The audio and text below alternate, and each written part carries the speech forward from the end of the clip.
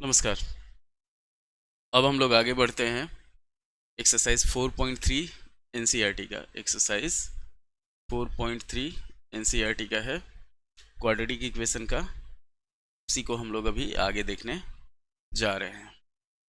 चलिए, पहला क्वेश्चन है हमारे पास, find the nature of the roots of the quadratic equation if the real roots exist, find them. तो इसमें क्या है, हम लोग को पहले नेचर ऑफ रूट फाइंड करना है, उसके बाद उसका रूट फाइंड करना है। तो एक चीज़ ध्यान रखिए कि नेचर ऑफ रूट्स के लिए कि अगर हमारे पास दिया हुआ है a x square plus b x plus c is equal to 0, तो हम लोग क्या निकालते हैं, डी निकालते हैं, डिस्क्रिमिनेंट निकालते हैं। तो ये हो जाता है बी स्क्वायर माइनस 4ac। उसके बाद हम लोग डी पे डिपेंड करता है कि अगर डी बराबर 0 है तो रूट्स आर इक्वल होता है, और अल्फ़ा और बीटा जो होता है दोनों का वैल्यू होता है माइनस बी बाई ए के बराबर।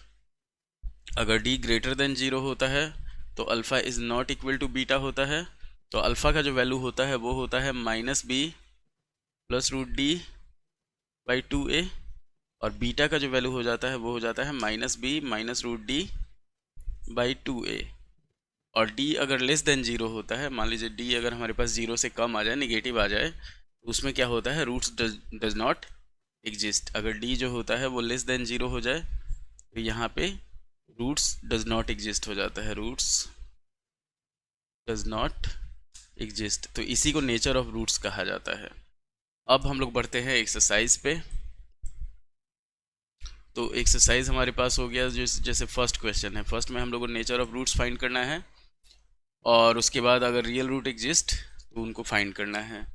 तो यहाँ पे हमारे पास हो जाएगा कि find the nature of the roots of the following equation. First question जो है, फर्स्ट का 1 नंबर है कि दे दिया है 2x square minus 3x plus 5 minus 3x plus 5 is equal to 0। तो a हो गया हमारे पास 2, b हो गया माइनस 3, और c हो गया 5 के बराबर। d निकालेंगे तो d होता है हमारे पास b स्क्वायर माइनस 4ac, ये हो जाएगा माइनस 3 का स्क्वायर माइनस 4 इंटू 2 इंटू 5, ये हो जाएगा 9 माइनस 40 माइनस 31। तो यहाँ पे हम लोग लिख देंगे सीधा कि रूट्स डज नॉट एग्जिस्ट। यहाँ लिखेंगे here d is less than 0, roots does not exist, does not exist. तो इसमें हम लोग को फाइंड ही करना नहीं है, इतना ध्यान रखिएगा। तो ये था आपका फर्स्ट क्वेश्चन जिसमें रूट ही एग्जिस्ट नहीं करता है। उसके बाद हम लोग बढ़ते हैं सेकंड पे। सेकंड हमारे पास दिया हुआ है 1 का, एक्सरसाइज 4.3 का 1 का 2 है, 3x square minus 4 root 3x plus 4 is equal to 0 दिया हुआ है हमारे पास। तो यहाँ पे हम लोग d निकालेंगे। अगर d जो होता है, a पहले लिख लेते हैं, a हो गया 3, b हो गया माइनस 4 रूट 3, और c हो गया हमारे पास 4। d निकालेंगे तो d हो जाएगा हमारे पास माइनस 4 रूट 3 का square minus 4 into 3 into 4ac होता है। तो ये हो गया हमारे पास 48 माइनस 48, यहाँ पे क्या हुआ, 0 हो गया।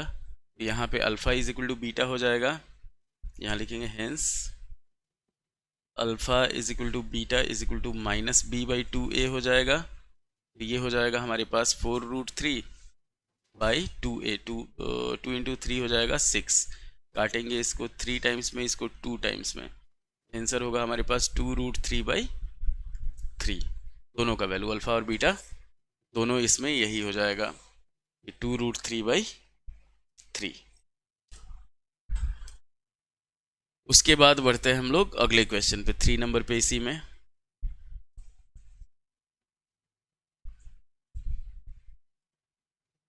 तो 3 नंबर क्वेश्चन हमारे पास है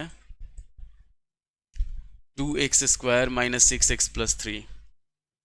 3 नंबर है हमारे पास 2x square minus 6x plus 3 is equal to 0। a हो गया 2, b हो गया माइनस 6, और c हो गया हमारे पास 3।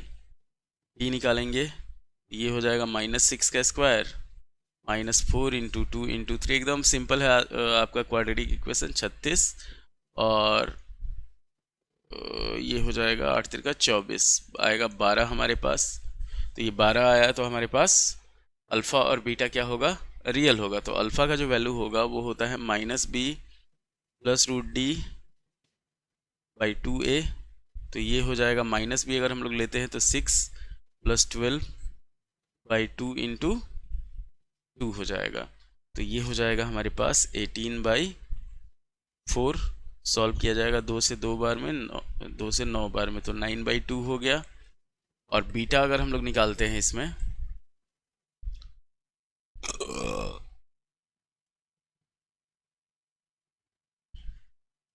तो बीटा हमारे पास हो जाएगा 6 - 12/4, मतलब क्या होगा -6/4। ये हो जाएगा 3 और ये हो जाएगा 2, तो आंसर आएगा हमारे पास -3/2। ये था। तो ये आपका एकदम इजी वे में हम लोग इसको सॉल्व कर लेंगे। सीधा सीधा फॉर्मूला है, इतना ध्यान रखिए, ये सारा फॉर्मूला है। अगर डी जो होता है वो 0 के बराबर होता है तो अल्फ़ा और बीटा का दोनों का वैल्यू -b/2a होता है। डी अगर ग्रेटर देन 0 होता है तो ये दोनों होता है, और डी अगर लेस देन 0 होता है तो रूट्स डज नॉट एग्जिस्ट होता है, मतलब रूट्स होगा ही नहीं। तो वही तीनों केस हमारे पास इस फर्स्ट वाले क्वेश्चन में दिया हुआ है, इतना ध्यान रखिए। एकदम इजी प्रोसेस, कोई इसमें लाग लपेट नहीं, कुछ नहीं। तो फिर अब हम लोग बढ़ते हैं अगले क्वेश्चन में। अगले क्वेश्चन में हम लोग को फाइंड करना है के का वैल्यू। हम लोग बढ़ते हैं सेकेंड नंबर क्वेश्चन पे। तो सेकेंड नंबर क्वेश्चन हमारे पास है, find the value of k for which the following equations so that they have 2 equal roots. तो यहाँ 2 इक्वल रूट्स, तो इक्वल रूट के लिए क्या होता है, डी जो होता है वो 0 के बराबर होता है। तो 2 का अगर हम लोग फर्स्ट लेके चलते हैं, ये जैसे हमारे पास दिया हुआ है 2x² + kx + 3 = 0। तो यहाँ पे a हो गया 2, b हो गया k और c हो गया हमारे पास 3। तो ये हो जाएगा हमारे पास कि अगर यहाँ पे हम लोग लिखेंगे गिवन है हमारे पास रूट्स आर इक्वल, चाहे अल्फा = बीटा लिख देंगे, रूट्स आर इक्वल। रूट्स जब इक्वल रहेगा तो डी का जो वैल्यू होगा वो 0 के बराबर होगा, मतलब क्या होगा, b² - 4ac = 0। तो ये हो जाएगा k² - 4 × 2 × 3 = 0। आगे बढ़ेंगे हम लोग, जब इसको सॉल्व करेंगे तो k² जो होगा वो हो जाएगा हमारे पास 4 8 तिरका 24 के बराबर। तो k का जो वैल्यू होगा √24 होगा। ये हो जाएगा हमारे पास +-24 को हम लोग लिख सकते हैं 4 × 6 = 24 √6 हो जाएगा। ये चीज़ हुआ। इसके बाद हम लोग बढ़ते हैं अगले क्वेश्चन पे। तो अगला है हमारे पास, और देखिए इसमें सिर्फ आपको उलझाने का प्रयास करेगा और कुछ नहीं करेगा। क्वेश्चन एनसीईआरटी में वैसे भी कम क्वेश्चन रहता है।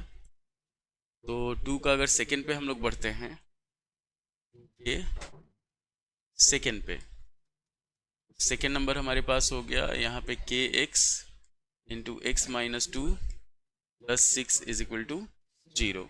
तो ये पहले सॉल्व कर लेंगे, kx² - kx + 6 = 0। इस केस में क्या हुआ, a हो गया k, b हो गया -2k और c हो गया हमारे पास 6। दिया हुआ है यहाँ पे हेयर अल्फा = बीटा, हेंस जो होगा हेंस d = 0। वही b² - 4ac = 0। ये हो जाएगा -2k² - 4 × k × 6 = 0। तो इसको सॉल्व करेंगे हम लोग। ये हो जाएगा हमारे पास 4k² - 24k = 0। तो 4k कॉमन लेंगे, k - 6 हो जाएगा हमारे पास = 0। k का एक वैल्यू 0 होगा जिसको हम लोग नहीं लेंगे, कैसे कि क्वाड्रेटिक इक्वेशन नहीं बचेगा। k का जो वैल्यू होगा वो 6 होगा, ये चीज़ ध्यान रखिएगा। ये हो गया आपका एनसीईआरटी का 4.3 का सेकेंड नंबर क्वेश्चन। उसके बाद हम लोग बढ़ते हैं थर्ड पे। थर्ड हमारे पास दिया हुआ it is it possible to design a mango grove whose length is twice its breadth and area is 800 meter square. If so find the length and breadth. तो यहाँ पे हम लोग का मैंगो ग्रोव जो है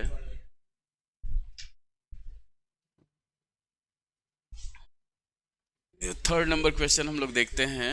थर्ड में मान लेते हैं कि ट्वाइस इट्स ब्रेड्थ, तो let the breadth of the, breadth मान लेते हैं हम लोग x मीटर, लेंथ हो जाएगा, लेंथ जो है दिया हुआ है ट्वाइस है तो ये हो जाएगा 2x मीटर। एरिया इसका दिया हुआ है हमारे पास 800 मीटर स्क्वायर। सॉल्व करेंगे इसको, ये हो जाएगा लेंथ इंटू ब्रेड्थ होता है तो 2x into x is equal to 800, x square is equal to 800, 2 से काटे ये 400 टाइम्स में, एक्स स्क्वायर का वैल्यू 400 हो गया, 400 को हम लोग 20 का स्क्वायर लिख सकते हैं, एक्स का वैल्यू आ गया हमारे पास 20, एक्स हो गया हमारे पास 20 मीटर। तो यहाँ पे हम लोग लिख देंगे यस इट इज़ पॉसिबल। इसका ब्रेड्थ हो जाएगा 20 मीटर और लेंथ हो जाएगा हमारे पास 40 मीटर। इतना ध्यान रखना है आपको। तो ये आपका थर्ड नंबर क्वेश्चन। इसके बाद हम लोग बढ़ते हैं फोर्थ पे। और एनसीईआरटी देखिए, एनसीईआरटी में इतना कम क्वेश्चन है कि आपका जो प्रैक्टिस है वो हो ही नहीं पाता है, तो इसीलिए एनसीईआरटी के अलावा साइड बुक यूज किया जाता है। और एनसीईआरटी सफिशिएंट है पर उसके लिए आपको पढ़ा हुआ होना चाहिए। मैक्सिमम बच्चे जो होते हैं, मैक्सिमम बच्चे हैं कि क्या करते हैं वो मतलब अब यहाँ पे 4 नंबर क्वेश्चन जैसे है हमारे पास, यहाँ ध्यान दीजिएगा कि is the following situation possible if so determine the present age, the sum of the ages of 2 friends is 20 years, 4 years ago the product of their ages in years was 48। तो यहाँ पे है हमारे पास दे दिया है, पहले चेक कर लेते हैं हम लोग कि सम ऑफ एजेस दिया हुआ है 20 years। यहाँ पे एजेस लिख लेते हैं, एजेज ऑफ फ्रेंड्स, ये हो जाएगा हमारे पास, एक का x होगा, दूसरे का हो जाएगा 20 माइनस एक्स। अब बोला है कि 4 years एगो, तो ये हो जाएगा 4 years एगो। एक का एज हो जाएगा x माइनस 4 और दूसरे का हो जाएगा 20 भले माइनस एक्स माइनस 4, मतलब ये हो जाएगा 16 माइनस एक्स। अब दोनों का प्रोडक्ट जो था वो 48 है। 4 साल पहले दोनों के एज का प्रोडक्ट जो था वो 48 था। यहाँ पे लिखेंगे according to question x minus 4 into 16 minus x is equal to 48। Solve किया जाएगा इसको तो 16x minus x square minus 64 plus 4x is equal to 48। Solve करेंगे तो x स्क्वायर ये हो जाएगा हमारे पास माइनस 20x और 64 इधर जाएगा तो ऐड हो जाएगा, 48 प्लस 64 होगा प्लस 112 इज इक्वल टू 0। अगर यहाँ पे हम लोग d निकालते हैं, माइनस 20 का स्क्वायर माइनस 4 इंटू 1 इंटू 112, तो ये हो जाएगा 400 माइनस 448 आ गया हमारे पास माइनस 48। यहाँ पे क्या है, ये नॉट पॉसिबल हो जाएगा हमारे पास, नॉट पॉसिबल कैसे कि डी जो है वो निगेटिव आ गया हमारा। कुछ कोई ऐसा एज नहीं होगा जिसमें दो दोस्त के एज का सम 4 हो, 20 हो और 4 साल पहले का जो प्रोडक्ट है उसका वो हो जाए आपका 48। अब बढ़ते हैं हम लोग अगले क्वेश्चन पे, लास्ट क्वेश्चन पे। Is it possible to design a rectangular park of perimeter 80 metre in area 400 metre square. इसको चेक कर लेते हैं एक बार। 5 में दिया हुआ है, पॉसिबिलिटी पूछ रहा है, तो 5 नंबर हमारे पास है कि रेक्टेंगुलर पार्क है जिसका पेरीमीटर जो है वो दे दिया 80 मीटर और एरिया दे दिया है 400 मीटर स्क्वायर। यहाँ पे अगर रेक्टेंगुलर पार्क हम लोग लेते हैं तो मान लीजिए ये x हो गया, ये y हो गया तो 2 इंटू एक्स प्लस वाई जो है वो दे दिया 80 मीटर। तो x प्लस वाई जो हुआ वो हो गया हमारे पास 40, y का जो वैल्यू होगा वो हो जाएगा 40 माइनस एक्स।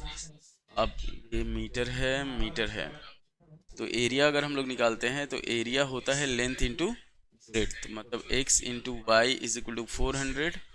सॉल्व करेंगे इसको, इसमें भी फिर हम लोग को नेचर ऑफ रूट्स देखना पड़ेगा। ये हो जाएगा हमारे पास x into 40 minus x is equal to 400। ये हो जाएगा हमारे पास 40x minus x square is equal to 400। तो एक्स स्क्वायर माइनस 40x और यहाँ पे हो जाएगा हमारे पास प्लस 400 इज इक्वल टू 0। ये क्या होगा, ये रेक्टेंगल नहीं होगा, स्क्वायर होगा।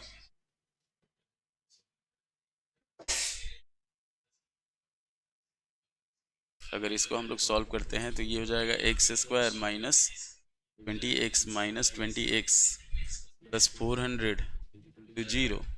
x कॉमन लेंगे तो x माइनस 20 और माइनस 20 कॉमन ले लेंगे तो x minus 20 is equal to 0। ये होगा x माइनस 20 और x माइनस 20।